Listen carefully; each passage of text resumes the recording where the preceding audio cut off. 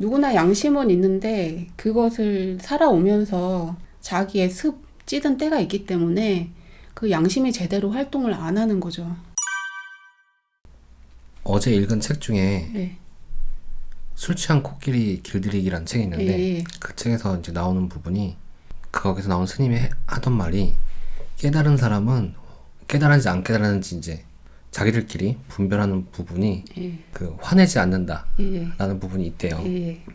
이 부분에 대해서 저는 기존에는 깨달아도 화도 내고 예. 그냥 똑같다. 예. 똑같은데 단지 보는 관점 자체가 좀 다르다. 예.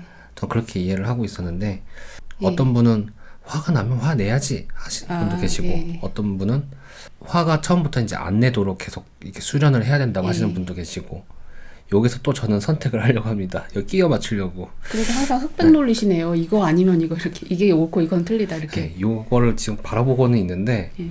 여기서 답을 찾고 그래야지 내가 이제 방향성이 나오잖아요. 예. 근데 이 방향성 자체를 안 갖고 있으면 요 방향 이게 맞는지 답이 안 서면 그 답이 안 섰다라는 거에 대해서 뭔가 불안하고 이런 게 있는 것 같아요. 교회 다니셨죠? 네, 예전에? 다녔었어요. 예. 성경책에 보면 예수님이 그 예루살렘 성전에 들어가면서 장사치들을 갖다 혼내면서 그 좌판을 들어 엎어버렸다고 나오잖아요. 맞아요. 내 집은 뭐 하나님의 집인데 장사치들의 집이 아니다 하면서 그걸 다 엎어버렸죠. 그거 화내신 거잖아요. 화냈네요. 예. 옳고 그름을 따지고 화를 내신 거예요, 예수님도. 그거는 옳은 것에 대해서는 자기가 가차없이 하는 거죠. 예, 그 장사치들도 먹고 살아야 되는데 이런 생각이 아닌 거죠. 좀 화를 낸다는 그 자체가 아니고 어떤 상태에서 어떤 목적으로 하느냐도 중요할 것 같고요. 그리고 화를 낸다는 게 그 개인적인 내면의 부정적인 감정 그것을 표출하는 것일 수가 있어요. 분노라는 것은 연습할수록 계속 강화가 돼요. 감정이라는 건 내가 화를 계속 낸다든지 슬퍼하면 계속 운다든지 그러면 계속 그걸 연습하고 그 사념체가 더 강해지는 거죠. 그럼 내가 계속 그런 사람으로 고착이 되는 거예요. 화를 낼 때 뭐 접시를 던져서 깨면 내가 기분이 당장은 좋지만 그 버릇을 계속 들이면 나는 화가 났을 때마다 물건을 부수고 사람을 때리고 그래야 되잖아요. 그러니까 그거를 안 하는 것을 처음부터 노력을 해야 되죠. 그거를 불교에서는 계율이라고 하는 거고 성서에서는 십계명이라고 하는 거고 그런 걸 하지 말라고 하는 거잖아요. 그런 것을 안 하다 보면 그런 것을 하는 그런 습성이 줄어드는 거잖아요. 계율을 지키는 것도 중요하다고 생각해요. 안 하는 거. 한때는 예. 진짜 바보 같은 생각이지만 그렇게도 생각을 했었어요. 이 세상에 태어났는데 안 되는 게 어딨어. 다만 그냥 내가 하기 싫으니까 안 하는 거지. 만약 모든 사람들이 다 그렇게 생각을 한다면 정말 혼란스러운 세상이 될 거고 예. 예를 들면 도둑질을 했어요. 예. 도둑질을 했으면 내가 난데 도둑질 하는 게 뭐 어때서? 라고 하는 사람이 있고 예. 도둑질을 하면 안 돼 예. 라고 하는 사람이 있는데 이거 기준이 예. 그냥 하면 안 돼가 아니고 왜 하면 안 되는지에 대한 저는 이유를 자꾸 찾고 있는데 약간 깨달았거나 약간 큰 분들 들어보면 이거에 대한 답이 그냥 술술술 나오잖아요. 이게 어떤 기준이 서서가 아니고 그냥 이렇게 뭔가 나오는 듯한 약간 그런 느낌이란 말이죠.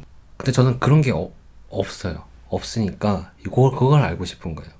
왜 도둑질은 하면 안 되고 아, 도덕성에 대해서 무슨 교육학, 철학 이런 데서 다 나오는 내용이에요. 도덕성에 대해서.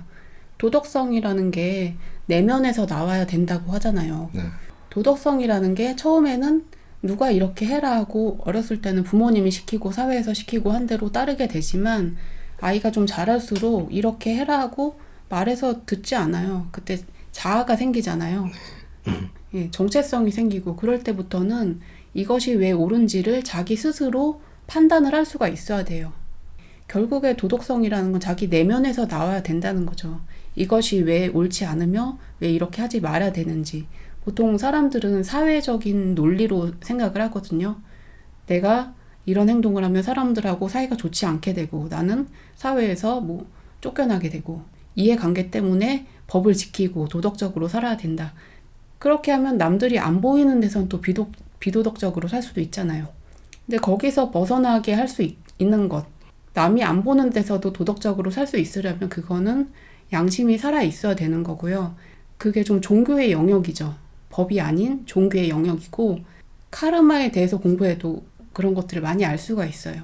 그 양심이 살아있다는 예. 부분이 다 똑같은 걸까? 모든 사람이 그 양심의 기준이 예. 다 똑같은 걸까요? 아니면은 그것도 사람마다 차이가 있는 걸까요? 누구나 양심은 있는데 그것을 살아오면서 자기의 습 찌든 때가 있기 때문에 그 양심이 제대로 활동을 안 하는 거죠. 우리가 뭐 도둑질도 한두 번 해보면 사기도 한두 번 쳐보면 아 이거 되는구나 하고 그렇게 살 수도 있잖아요. 그런데 언젠가 자기가 뭐 카르마에 의해서 크게 뭐 문제가 생길 수가 있잖아요. 자기가 뭐 사고를 당한다든지 반대로 누구한테 당한다든지 그랬을 때 그 과정에서 깨달아야 되는 거죠. 내가 남한테 사기를 치면서 먹고 살았는데 어느 날 내가 더 큰 사기를 당해서 돈이 다 없어졌다. 그러면 아 사기를 당한 사람 마음이 이런 거였구나 하고 자기가 깨닫고 개과천선하고 안 하면 되죠. 그때부터. 그런데 그걸 안 깨닫고서 다음에 또 똑같은 행동하면 그 사람의 삶은 변화가 없고 똑같이 되는 거죠. 반복이 되죠.